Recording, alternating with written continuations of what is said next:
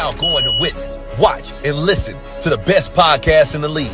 Get set for a wild ride with From the Hill Podcast, featuring Wayne Cartwright, Damian Green, Tenarius Gooden, David Thomas, Jennifer Murray, and Corey Williams.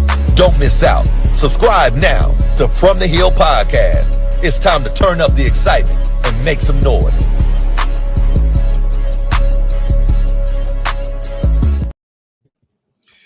Yo, what's good, family? Everybody good? Hey, yo, what's Yes, going sir. on, man? How about yourself? Hey, y'all. Hey, we are good. Sunday evening. Been a real good weekend of football action. If your team won, good. Mine did on Friday. If your team didn't win, there's always next year because it's all playoffs now. But, shout out to Jen and all y'all that picked Houston Texans. Lost that first pick early. Houston put a whooping on the Chargers. Yes, they they play in Los Angeles. They're not San Diego. I know. It's old habits are hard to break. I'll get over it sooner or later. Now, keep in mind, for him to get that wrong, and I have a running joke that I do not watch AFC football. And DT stay on me so bad, but for him not to know that the Chargers is no longer in San Diego, I'm gonna get you. It's too much change at one time, man. I can't keep up with the Raiders leaving Oakland and now the Chargers have left San Diego, and I just put it back, put it all back.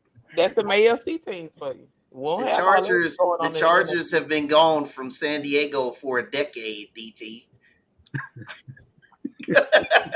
This just in. Well, who's counting? But listen, y'all. Look, OJ said they were better in San Diego. Right. Hey, look here, man.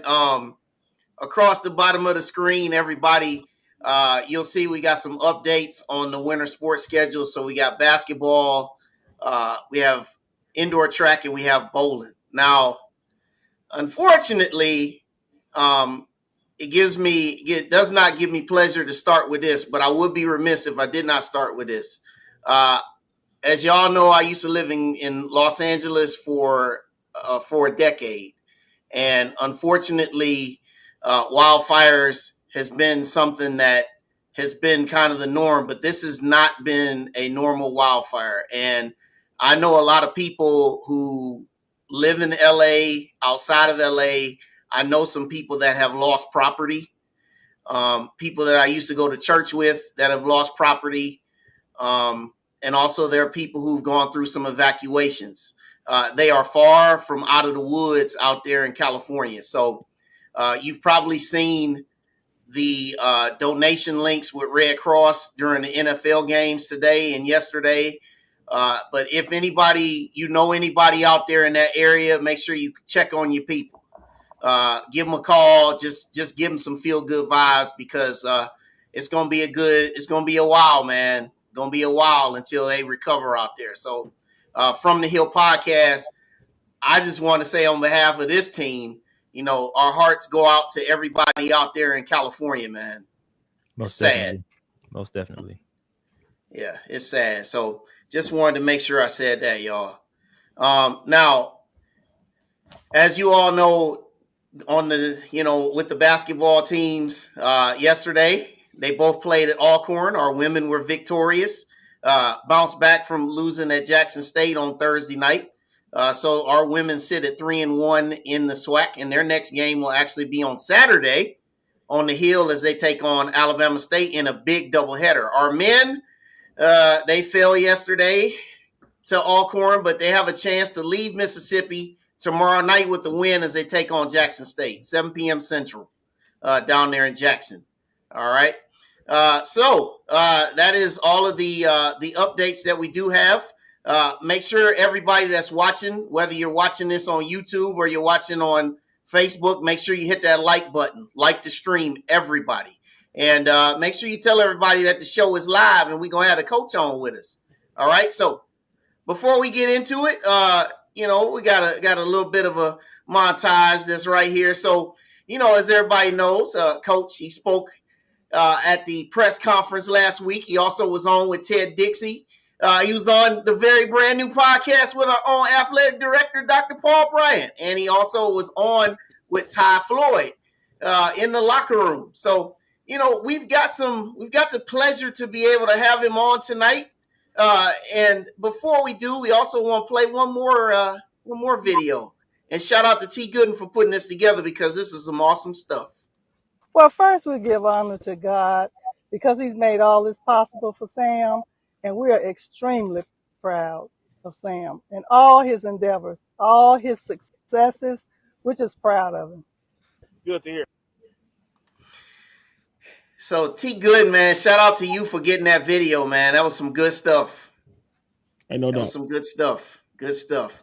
And so tonight, it gives us the most esteemed pleasure to welcome the From the Hill podcast for the very first time, none other than new football head coach, Sam Shade. Good evening, Coach.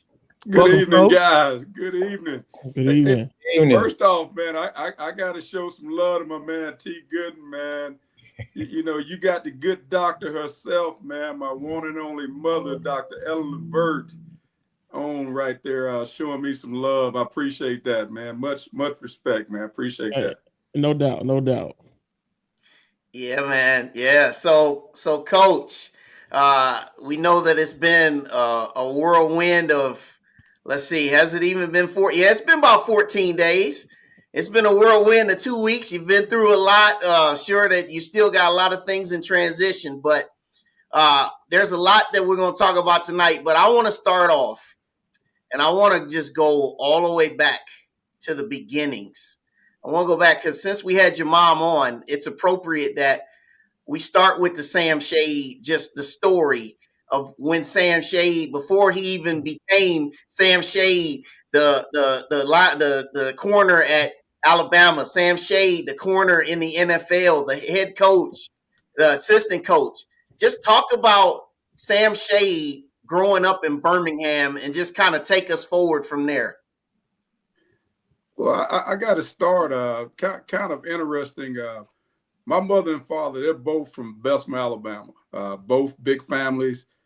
So all of my cousins and uncles and aunts were pretty much out of Bessemer.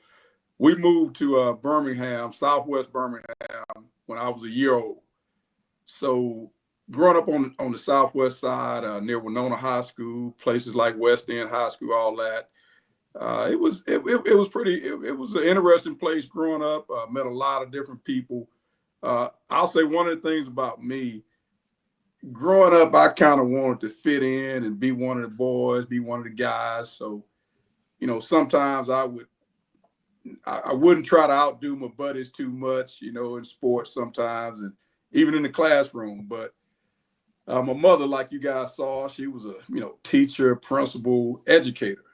And one of the things she told me when I was very young, she just said, you want to be one of the boys or you want to be a millionaire. Well, I thought she was talking about money. That's what I thought for years. But in actuality, she was just talking about being successful.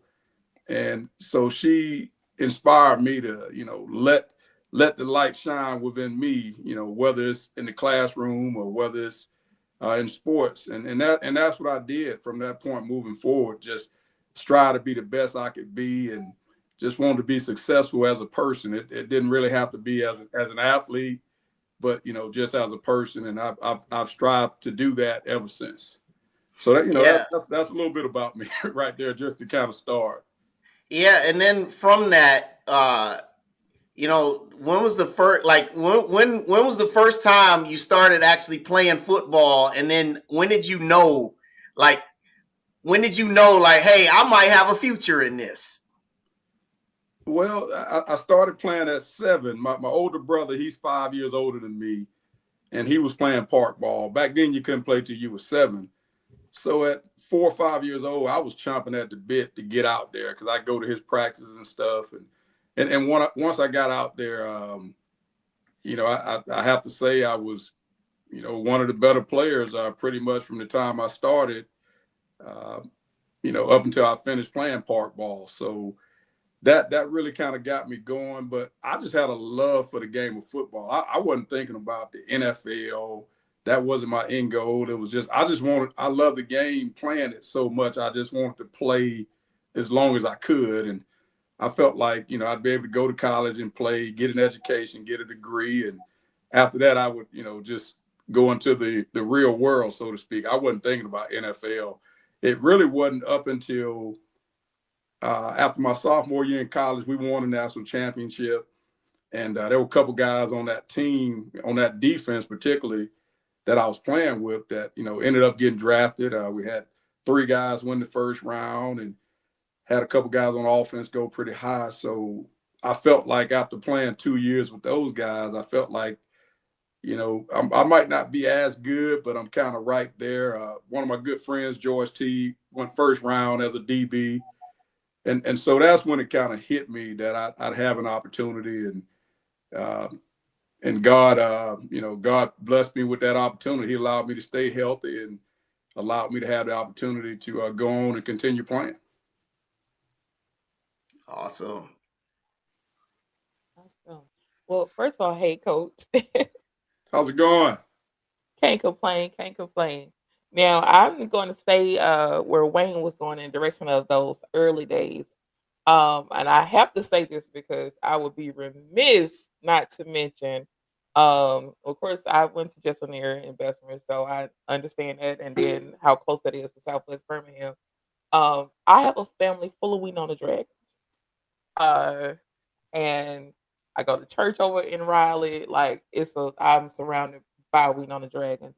And I know you addressed some things with AD Bryant, but could you just um talk about, has anybody reached? They're very Winona alums are some of the proudest people in the city. Have you had any one reach out to you about this transition from Miles to A&M, Oh specifically yes, from Southwest Birmingham?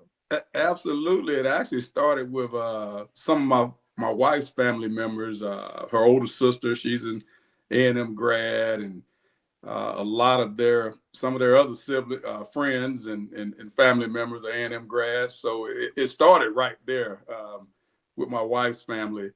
And then there are other people that I went to school with, I graduated with, that went on to Alabama A&M. Some of them actually played football at A&M, and so I know a lot of people from that Southwest Birmingham area, in particular Winona High School, that are A&M grads, and I mean they love the hill. I guess they felt like they went from the bright star on the hill in Winona, to the hill up in Normal, Alabama. So they're excited. They're all excited. Church members and just people that I've known my whole life. They're very excited. They're ready to come up on the hill and support myself, and obviously support Alabama A&M University. And so it's a great time to be a Bulldog in my book. It's always great to be a Bulldog, Coach. I wanted to go back a little, excuse me, to the beginning of this process, because you had some great things going on at Miles, right? You turned that program around. You guys won the championship, and you, excuse me, got a chance to play in the playoffs. So when you heard that the head coach position at A&M opened, I wondered, did you kind of, I guess, struggle with the decision to apply for the position because of the success that you had going at Miles? Well, I'll kind of start by saying there were a couple other HBCU, FCS jobs that had opened up, and people had reached out to me about, and I didn't, I knew I wasn't going to apply for those jobs. I knew that, but when the A&M job opened up, I knew I was going to apply, and I applied right away. And obviously, we had a lot of success at Miles, and there were a lot of good people at Miles that treated me good also. But, an opportunity to have a chance to go and be a head coach in the SWAC, which I think is the premier HBCU conference in any sport, not just football, that opportunity, and then the opportunity to do it at a place like Alabama A&M, in the Huntsville area, which is an hour 15, hour 30 minutes from where I grew up and where I'm from. It was a no-brainer for me.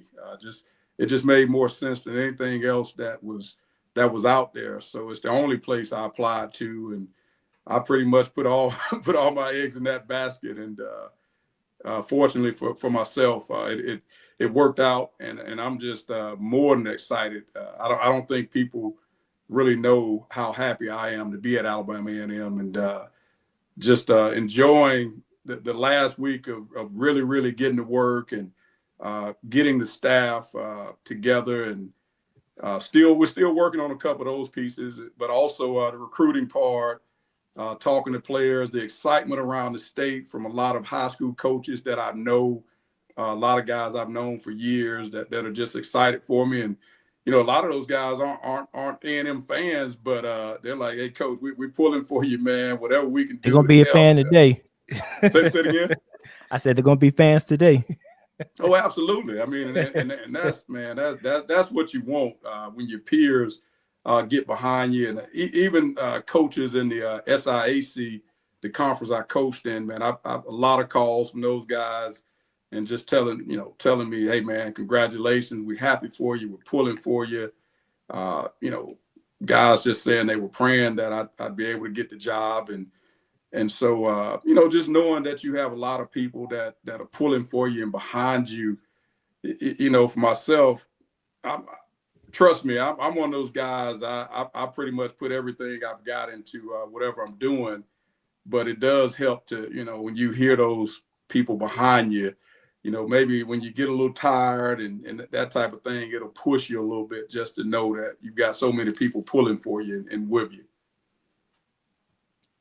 Hey, Coach. I want to go back to your '92 championship team just a little bit. There's a lot of household names on the team. Sam Shade, Dabo Sweeney, Sherwin Williams out of Mobile. There's a couple of guys that went to my high school that are also on that team. One on the team, John Copeland and Lamansky Hall. Those guys went to Valley High School with me. So shout out to Chambers County, those guys.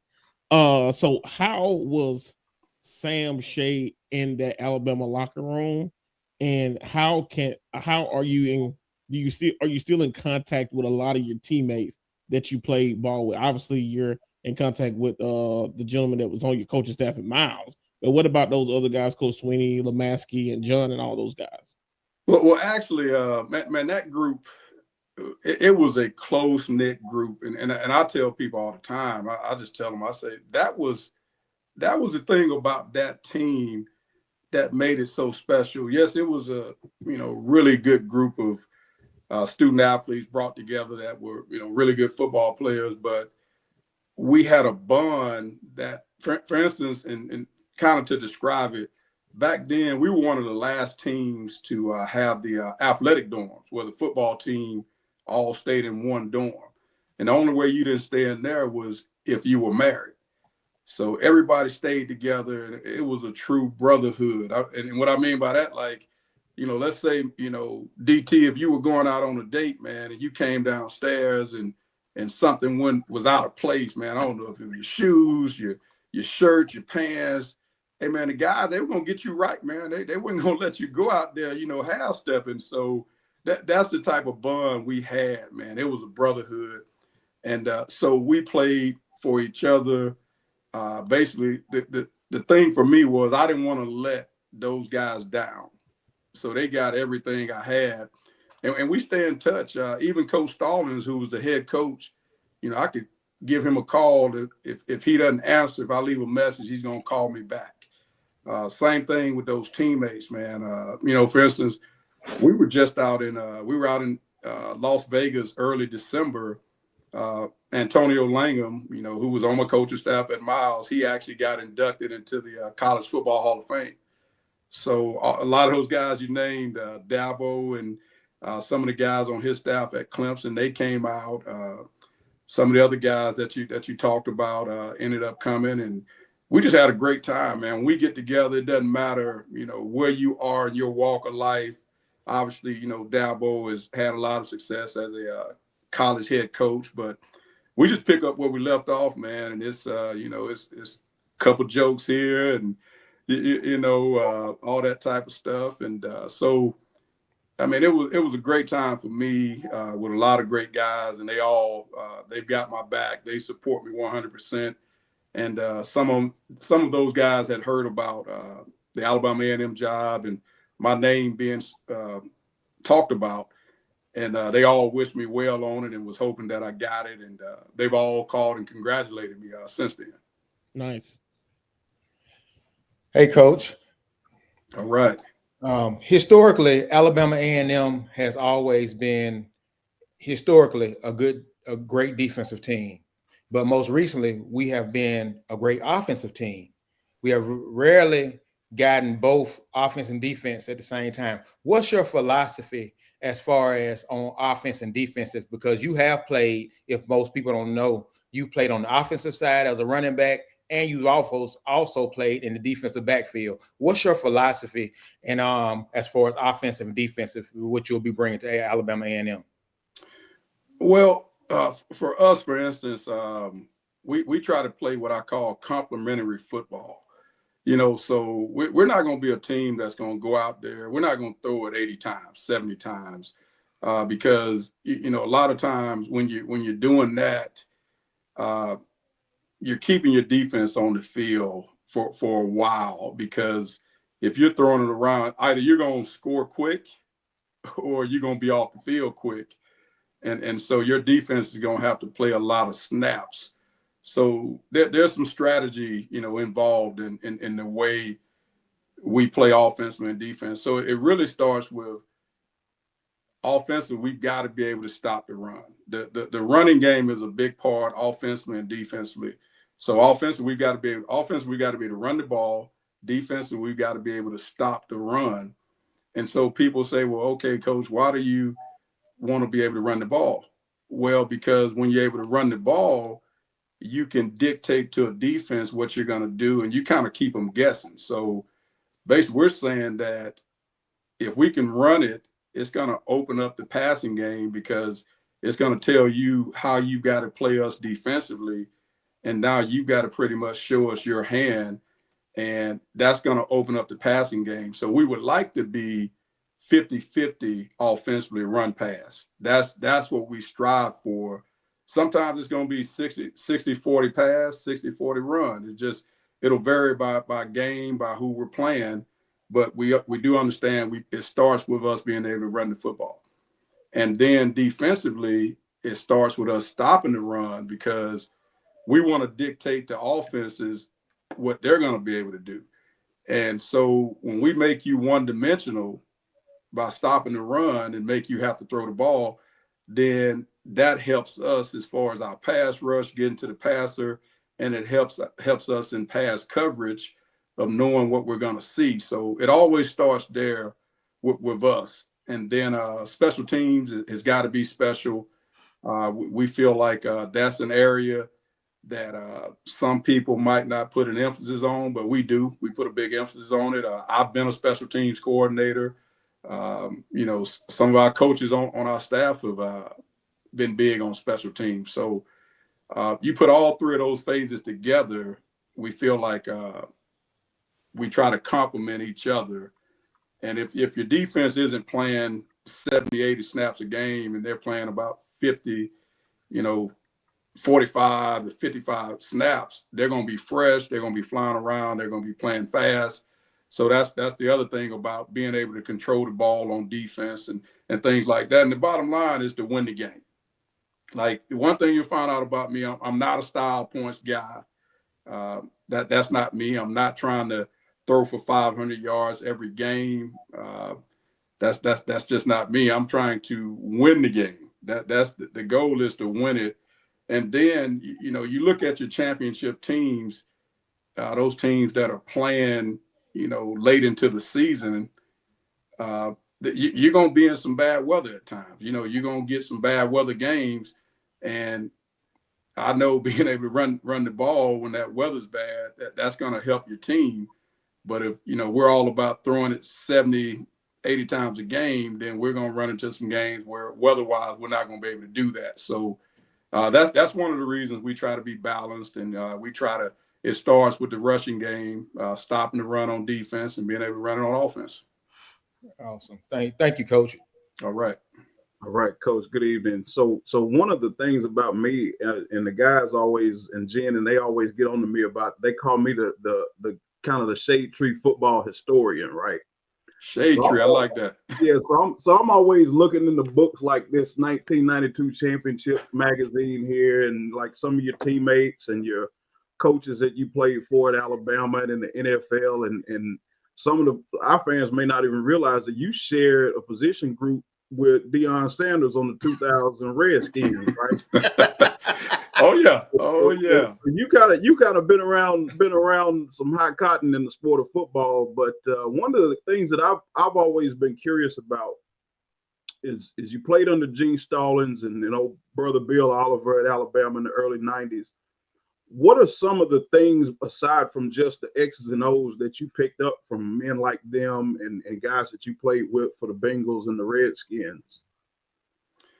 Well, really from both of those coaches on the college level, the thing that I picked up was two things. The first one is accountability, and Gene Stallings, he held everybody accountable. And I'm not just talking about players, but I'm talking about coaches too. One of the examples of that is, for instance, if you walked in a meeting back then, one of Gene Stallings' meetings, you could be 10 minutes early. It wasn't a whole lot of talking going on. It wasn't a lot of that because guys would be sitting there studying like their playbooks and their notes because he would put you on the spot. He'd come in and he'd ask you, he'd say something like, well, all right, Sam, we got, it's 3rd and 5 up at Tennessee and they're in 21 personnel, 2 backs, 1 tight end, and what 2 plays might they run? And you're sitting there and you don't know. I mean, he would, he'd put you on the spot. He'd be like, well, hey man, how am I going to play you up there if you don't know this, you don't know that? But he just had a great way of holding everybody accountable. That was the one thing. So I knew that I always had to be prepared. Make sure you're always prepared. And then the other thing was just. And both of these guys, the relationships, that's one of the big things you get out of not just football, but athletics is the relationships that you're going to develop with your coaches, with your teammates. And, like T. Gooden said, shoot, man, you guys from Valley, Alabama, John Copeland, who I actually played 4 years with in Cincinnati after I played with the Bengals, with Alabama. Yep. Still a great friend of mine. Lamaski Hall, same thing, out of Valley. Those relationships are going to last. And even the coaches that I played for still had those relationships all the way up to some of those gentlemen have left us, but had great relationships there. So those are 2 things I learned from those guys. I had some really good coaches in pro ball. Marvin Lewis is. Man, I'll tell you what, he's been a great mentor to me. I played for him. He was the defense coordinator in Washington my last year before he became the head coach of the Bengals. He always left the door open for me to come and visit the Bengals and spend a lot of time around them in the off seasons when I was coaching, when I was an assistant in college ball. Guys like that. Had some great relationships. Ray Rose was one of my coaches. Excellent coach. Dick LeBeau. Dick LeBeau's a guy. He played 14 years in NFL. Hall of Famer. Had the interception record for a long time. But those guys, and the thing I got out of those guys that was big, it wasn't just the X's and O's. They cared about you off the field, and they would talk about. They'd be like, well, Sam, what are you doing this off season, man? You doing an internship or something? You going back to school? Just stuff like that, because they knew that ball was going to end at some point, and they cared about you enough to talk about what you were doing to prepare for that. So I appreciate all those guys for that, man, and just forever thankful. And those were the guys who were talking to me about, well, hey, you ever think about coaching? You thinking about coaching? afterwards, although at that time I wasn't thinking about coaching. I was young and, you know, just thought I was going to go a different path. But just appreciate those guys for, you know, seeing things in me that I didn't see in myself at that time. Yeah, it was actually going to be one of the first questions I was going to from the audience about what made you get into coaching. So you just addressed that one, but here's a few of these questions. This one. Shout out to my boys, Big Boot Gang. Question for Coach A: best trash talker outside of Dion that you played with or against in your career? Man, I'll tell you. I'll give you the guy. I can't give you one off of another team. I can't think of one that really just talks so much that I remembered it that much. But there's a guy named Fred Smoot, Mississippi State. He came to Washington. His rookie year was my 7th year, and our head coach at the time, Marty Schottenheimer, bless his soul, he's passed away. He basically called me to my office after the draft. I mean, he called me to his office after the draft, and he said, "Hey man, I need you to do something for me, man. I put this young rookie, I put his locker next to yours, you know, because I want you to take him under your wing and, you know, just show him the ropes." And man, from day one, man, this guy, he could talk with the best of them. I'm talking about, we'd be in games and he would say something and I'd turn my head like, did he just say that, you know, to that guy? But you know, he was big time talker, man. He was big time talker. But that's the one I remember the most because he did it so much. You know, you hear a guy for a game, you kind of overlook it, but if it's the whole season, you definitely remember. Yeah, shout out to Fred Smoot, man, Mississippi State. not just Mississippi State. He's from Jackson, Mississippi. Yeah, Jackson. You know how they are. Provine High School. Yeah, that dude can talk, boy. Oh yeah, that boy can talk. All right, here's another one, Coach.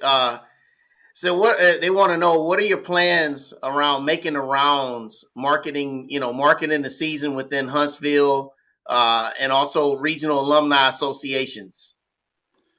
Well, you know, fortunately for myself, Dr. Bryan, he's got a great team there in the athletic department at Alabama A&M.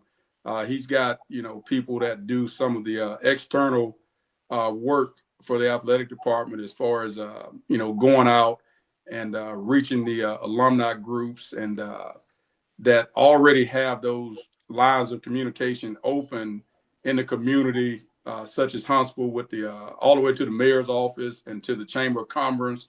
And also, you know, just those relationships with the Alumni Association, which there were a number of different people there from different associations, not just in Alabama, but also in the surrounding states, like over in Georgia. So the communication has started there, and the plan is for myself to really get out and speak to some of those groups and meet different people and just talk about my vision and also the athletic department's vision for Alabama A&M University athletics and not just football. And so that's the thing with me. I'm all in, not just with football. I want to support all the other athletic teams. I want to make sure that our players are able to get out in the community and do things in the community, and so that if we're out there in the community supporting the community, the hope is that the community will support us. And I'm not just talking about just Huntsville, but also in Birmingham's pretty close. You know, there are a lot of alums down in Mobile I've met over the years. Some great people that love Alabama down in Mobile and obviously in Atlanta. So the plan is to, because all of those places are close enough that, hey, you can jump in the car on game day on Saturday morning, drive up to the game, tailgate, have a great time, show up, show out, and get back in the car and drive back home, not even have to get a hotel room. So the plan is to make sure that we get out and we reach those groups and talk with them and share our vision and get them to make sure they're coming out to each and every game, not just homecoming or not just what some people perceive maybe a bigger SWAC game. And there's some people on our schedule I think people look at like that, but I look at them one at a time. And I want the fans at every game. I want it packed out. I want a sold out place for every game, because student athletes, man, they get excited about that, man. They get excited when they go out there.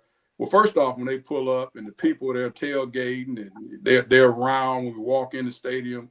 And then when they go out there for warm-ups and we got people in the stands early because they're excited, that motivates the team. So, for the fans and alums that want to do their part in helping the team, that's a big way to do it, is by showing up and showing out. Yeah, absolutely. And then this next question, this has been asked about 10 times, so we'll let you address this one. When will his staff be named, and how are we doing as far as recruiting that you can share? Well, so we want to put the staff out there later on this week. We want to be able to do that, but obviously there's a hiring process. There's where coaches have to go through background checks and all those type of things, and so we're making sure we get all that stuff done before we announce who those coaches are. And then as far as recruiting, for us to have really been on the job just a little over a week, myself particularly doing a lot of the legwork as we're getting some of these coaches squared away. I feel like recruiting's going. I feel like it's going okay. We've got the first thing was to try to work on the 20+ guys that were in the portal from Alabama A&M. Mm-hmm. So that was the priority coming in, was to get those kids on the phone, because school hadn't started. They weren't on campus. So that was the first thing, get them on the phone, talk to them, basically trying to talk some guys off the ledge. So that went pretty good. There were some guys that obviously were kind of too far gone, so to speak, but that happens. But we felt like we were able to we're happy with being able to retain some of the guys that we were able to retain. And then we started out, the next priority was making sure that the guys that could come in right away. School actually starts tomorrow, the 13th, at Alabama A&M. So we wanted to work on those mid-year guys that we wanted to bring in, the 4-year transfers, the junior college guys. So put in a lot of work last week after that press conference, trying to, get those guys on board. And then we had the snow day on Friday. So that actually kind of slowed us down. So there were some guys that we haven't gotten squared away as far as getting them in school, but we should be able to get those guys taken care of tomorrow and the rest of this week, and get them going in school. So, and we feel really good about those guys, because we had some needs we needed to address on both sides of the football, offensively and defensively. So feeling good there. And, we really can't announce those guys until, they've actually signed on the dotted line with us. Awesome. All right, Jen. All right. I just I don't really have a question. I just have a statement. So these are my grandparents, and I know I told you that I have a family full of Wheaton on the Dragons. Well, my grandfather was your biggest fan. Man. We known the class of 1954. He's both my grandparents, again, Southwest Birmingham, stayed in Powderly, Church in Riley. But my grandfather, and that's him wearing your Sam Shade football camp. He would wear that shirt everywhere. So I just want to let you know that you have. I've been hearing about you really most of my life, especially from the '92 team. But just to know that you are. So many people are proud of you. There's a lot of excitement. But I just had to highlight that. Yes, my grandfather was absolutely big fan. I am loving that shirt, man. He is representing with that one. That's a classic right there. Now that's a classic. I got a couple of those sitting around, and some of my family members have those. Man, that that was a great time. We were focusing on the city of Birmingham and had some really good players come through that camp, man. A lot of guys that went on to play professional football, and so. But also there were a lot of guys that came through that camp that went on that are doing really well in life that were able to go to college and do well. And some of those guys are doctors, lawyers, you name it. So I'm really proud and proud that your grandfather was representing me like that. So thank you for sharing that with me. No problem. Hey, Coach, I got some real quick, simple questions for you. Who you got winning between Ohio State and Notre Dame? Who's gonna win? Who's gonna win the Super Bowl this year? And I want to go back to your alma mater. Do you think Kalen DeBoer is the guy for Alabama? Oh man, you putting them on the spot with that last one. All right, so I got to start with the first one. I think that I think that Notre Dame. I think they've done a really good job this season, and they're playing well. I think they're playing well. I think that Ohio State has really gotten it together as the season is going on. They brought in a lot of transfers. They spent a lot of NIL money or collective money putting that team together. For instance, they came down to Alabama and they got Caleb Downs, the safety. They went into Mississippi and got another Alabama kid from Montgomery, the running back, number one. And so I just feel like talent-wise, they might have a little bit more talent than Notre Dame. And I think that they're gelling and they came together at the right time. So I've got Ohio State in that one, but I think Notre Dame's done a great job, and I think it's going to be a great game. All right, and then number 2, Super Bowl. Yeah, well, I think until you knock the champs off, you got to go with the champs, man. Until you knock them off, because it starts with, they've got 3 really great ingredients. Number one, they've got Andy Reid is doing a great job as a head coach. He's proven that for years. And then they've got arguably, one of the best quarterbacks, not just now, but of any era, in Patrick Mahomes. And then I just think that, I know some people in that personnel department. I just think, just player for player, you put their team against some other teams, they're gonna have they're gonna get a higher score.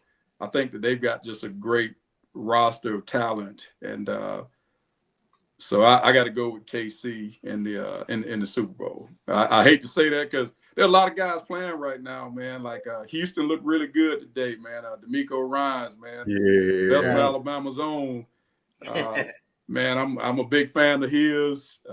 He's awesome, man. So he's a guy that I'm pulling for, and there's some other people that are playing some really really good ball.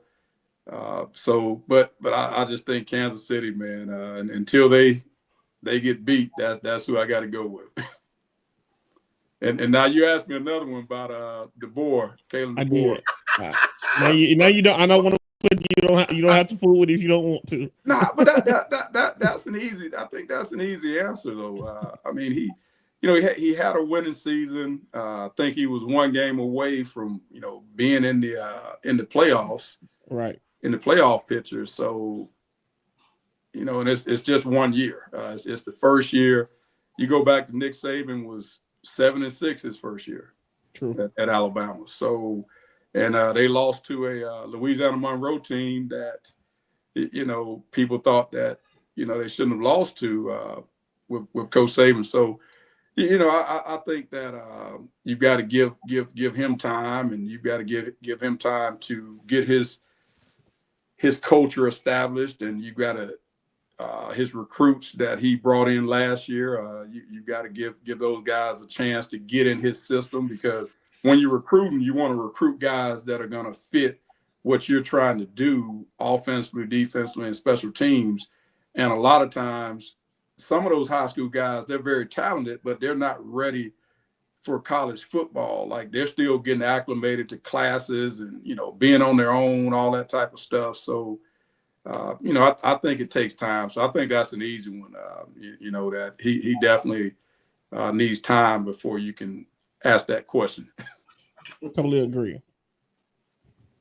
So, Coach, here on the show, we also like to get to know, anytime we have players and coaches on, we like to get to know them outside of their sport. So, outside of coaching, outside of football, are there any other sports you enjoy? Are there anything on TV that you binge watching on Netflix or anything like that? Just give us a little insight into what, you know, who Sam Shade is outside of football.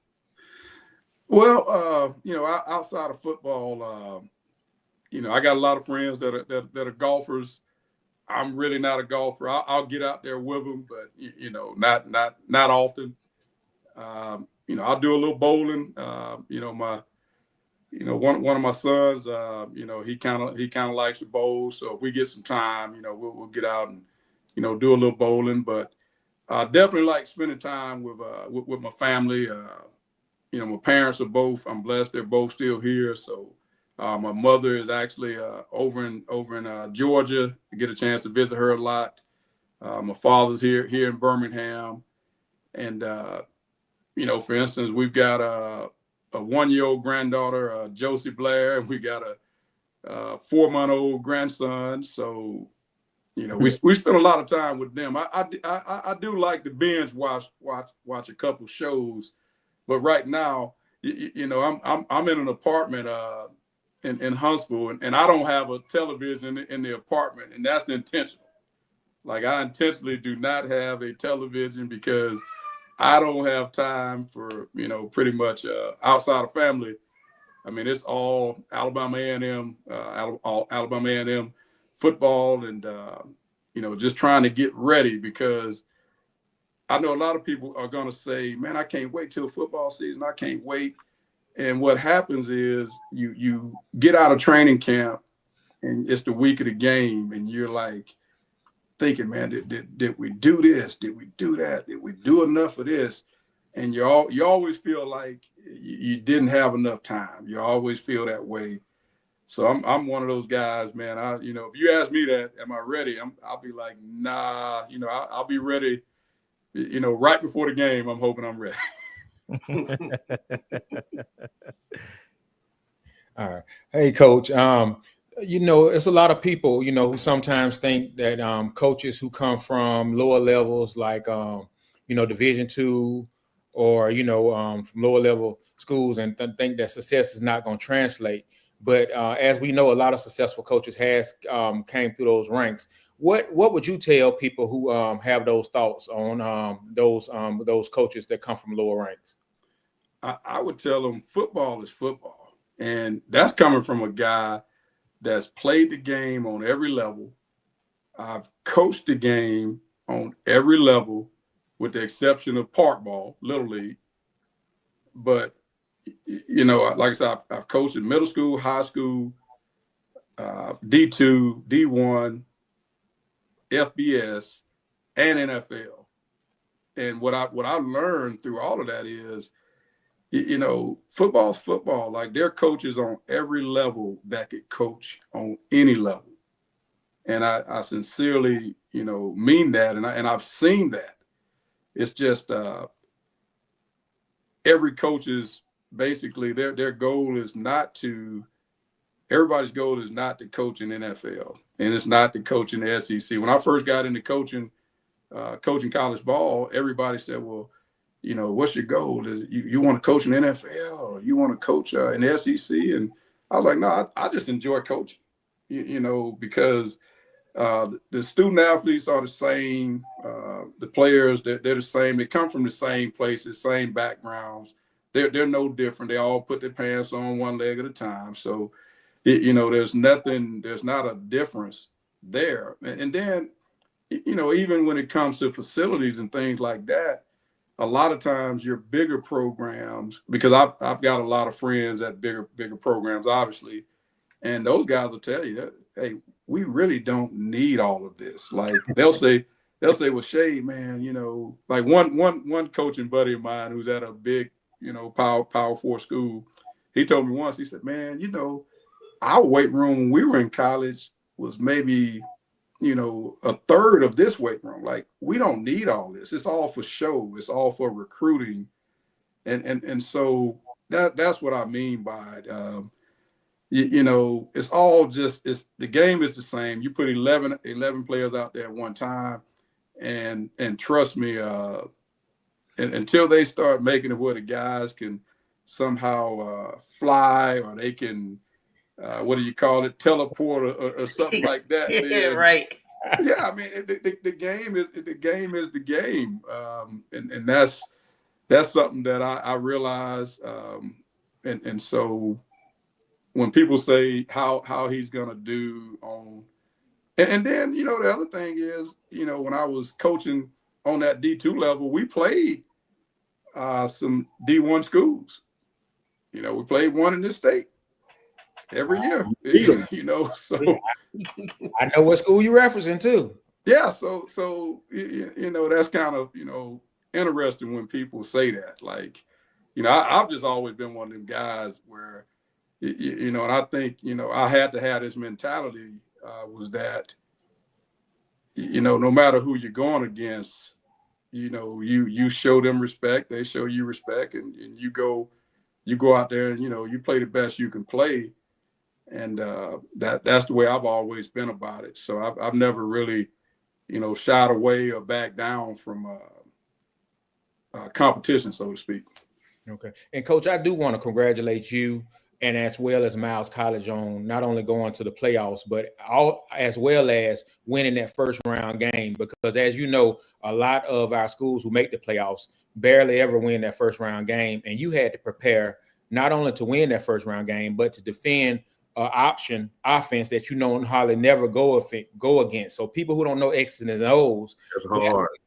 was a major accomplishment. I don't know how you got ready for that in the time frame that you did to go against an option offense. And you can share that with us, but to me, that's an honor just to win that game against Carson Newman. Yes, sir. Well, you just said something, because you're definitely a football guy if you realize that little piece of it, that we had to get ready to face an option team, and we hadn't seen an option team really in 2 years before that. So we'd only seen one once, and that was early in the first year that I was there. But yes, that's hard to prepare for, like especially in the playoffs. Like if you've got an option team on your schedule and you know you're gonna play them, then there's some things you do in the off season to get ready. There's some things you do in training camp to get ready, and leading up to that game the week before, you'll spend some time, you know, maybe 10 or 15 minutes on that, because it's just so hard to simulate it. And so we didn't have that opportunity to do that, but we spent a lot of time. I'll give you one thing we did is, myself, and this is one of the good things about me not being the defense coordinator or the offensive coordinator, is myself and one of the other coaches, we actually took the scout team unit that was gonna be the offensive, was gonna give our defense the look of the other team's offense. I basically took that team and I met with those guys every day and basically showed them the game film of the other team, showed them how we were going to run things. I took them out. I did walkthroughs with them before practice started. And so that was one way that we were able to at least get a good picture of what we were going to see. And we still couldn't simulate the speed of it, because those guys, that's what they do year round. But that was just one of the things that, you know, that we did. And that's one of the bonuses for me not being the defense coordinator or the offensive coordinator, is being able to do things like that, or maybe spend more time with special teams. Or, for instance, one of the things I've spent more time on offense with the offensive team than I have the defensive team in the past 3 years. And some people might not believe that, but I have. So that's the for me, the good thing about me not being one of the coordinators. Great job. Right. So, Coach, we got recruiting coming up that's getting ready to wrap up, and you get your staff and all of your players and stuff assembled for your off-season program. Walk us through the next steps of your off-season program. What does it look like, essentially, from February all the way leading up to training camp in August? Okay, so basically, signing day is Wednesday, February 5th this year. And so that Monday and Tuesday, we are in what's called a dead period, where we can't have any interaction with recruits, phone calls, none of that stuff.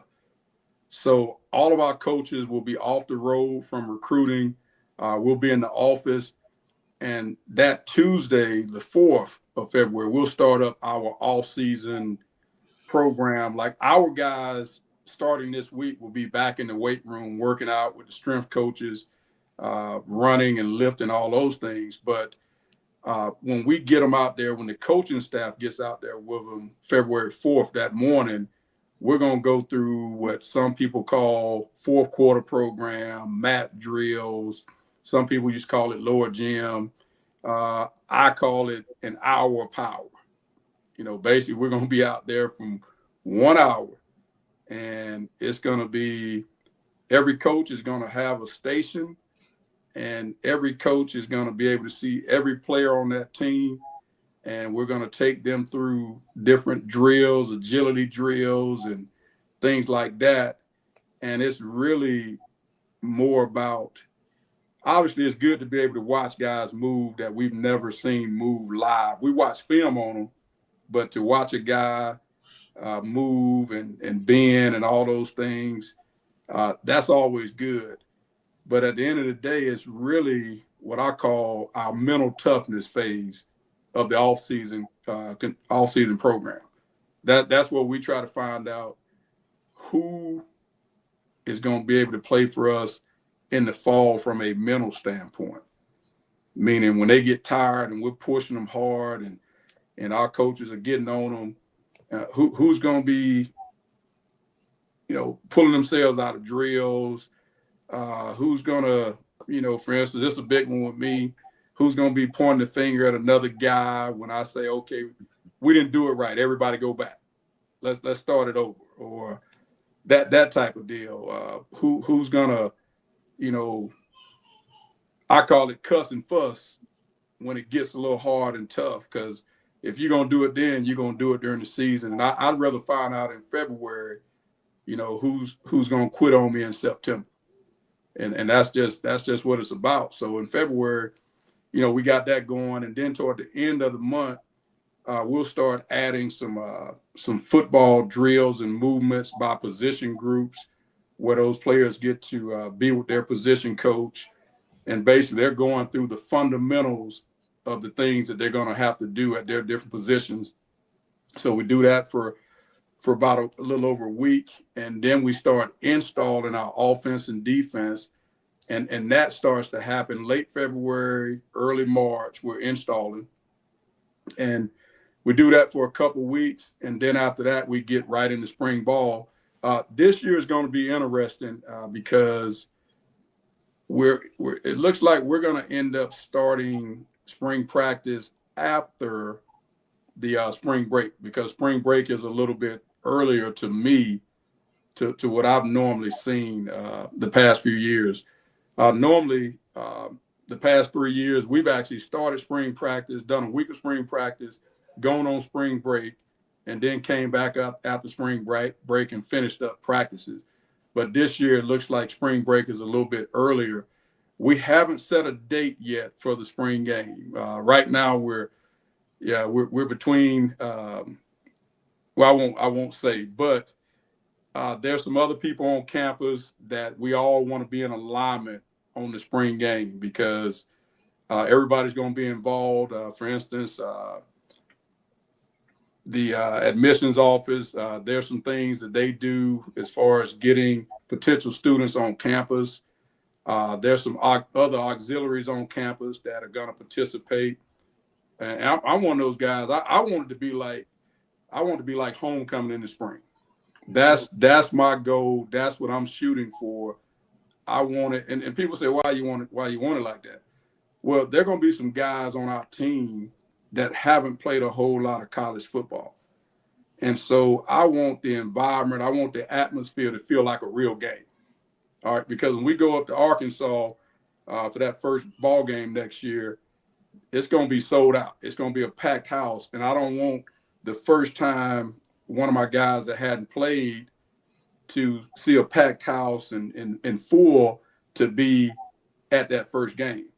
So I want to try to have the best football environment they can have, because I've seen guys get stage fright. I really have. Like, I've seen guys get out in the game. I've seen it in pro ball. I've seen a guy get out there and, man, he was talking and he knew all the calls. And then we get out there in the game and it's 60,000 or whatever. And I'm looking over there and he don't say a word. I'm serious, and I can see, and eyes get big, and I'm looking at him like, oh man, he's stage fright. Corey and I got stage fright when we went to play Auburn, and we were fans last year. I'm like, what is this? Okay, so you see exactly what I'm talking about. So that's why, man, I want everybody to come out. I'm talking about alums, former players, parents. Man, I'm talking about, I want the stadium packed because I want to simulate that environment that we're going to see in that opening game next year. I want to simulate that. So that's why everything that we do is intentional. A lot of things that I might say, I'm asking for homecoming in the spring. It's intentional. I mean, there's a reason behind it, and it's going to help us as a football team. And, I think it's going to be great for Alabama A&M and the alums and the fans. And I think that's the way it needs to be every year. I mean, I want to be homecoming in the spring every year, up on the hill. Well, this has been such some real good stuff, man. And, I know you talked about how, we opened the season at Arkansas. I know some people have asked about the schedule. The schedule will be brought out. We're hoping at some point here in the near future. So everybody that's looking for the schedule, y'all just be patient a little longer. That's gonna come out. But Coach, I definitely want to bring this up right here. And this is what Benny said. We need to make sure that the students are engaged.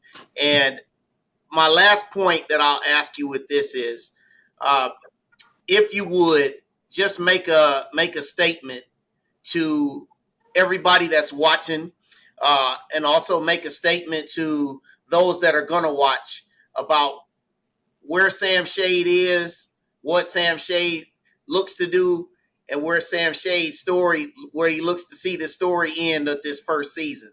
Just make a proclamation or make a statement to everybody, basically. Hey, you gonna take us down, Wayne, so he can get the full screen? Yep, I'm gonna put you up on screen by yourself, and when you're done with your message, just say I'm good, and we'll come back.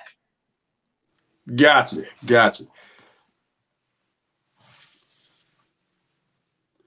All right, so y'all got me on screen. I'm just going to say this about myself, Sam Shade, as the head football coach at Alabama A&M University, our coaching staff that we're putting together great staff. And the team that's here is going to put a lot of work in. We've got players we're going to bring in. But the bottom line is this, what we want to be doing as a team, as a football program, and also as a university, as an alumni base, as fans, the one thing we're going to be doing this year and from here on out, no matter how well we do, we got to understand, like I said a few days ago, the chase is on at Alabama A&M University. Plain and simple, the chase is on. Go Bulldogs. All right. We'll bring everybody back. The chase is on. I saw earlier in the comments somebody said they got to name their kid the Chase if they had one this year. Let me find it. Yeah, here it is. Yeah, it said if Coach Shade wins, somebody better name their son the Chase. I like it, man. Hey, we chasing everything. We chasing wins. We chasing perfection, excellence. Yes, we chasing A's in the classroom. You name it, we chasing it. Yes, sir. Yes, sir. And coach, if you haven't seen that that phrase, that acronym that you created is definitely circulating on social media, Twitter specifically. I myself have used it, and there are either people who did not attend A&M also using that. So I think that might be our mantra for the program this year. Like it, Yeah, man. I like it. I don't know about y'all, but I'm excited for this season. It's so I already got my outfits laid out for the game. Like, I'm excited. Sorry.